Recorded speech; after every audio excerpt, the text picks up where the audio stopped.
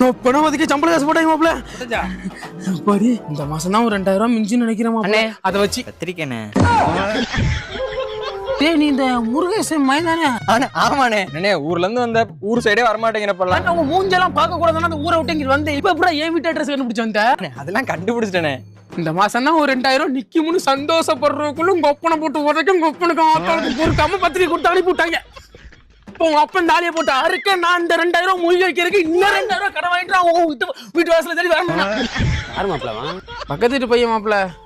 சின்ன பிள்ளையில பார்த்தேன், அப்படியே சின்ன பிள்ளைல இருந்தான், அப்படியே நட்டு வளர்ந்து வந்துட்டானயா. என்ன ஒரு 19 வயசு இருக்கு மாடா? 18 வயசு தானே. 18 வயசா? ஒரு நாடி வந்து 7-8 வருஷம் ஆச்சுல. அதான் எதுவுமே தெரியல.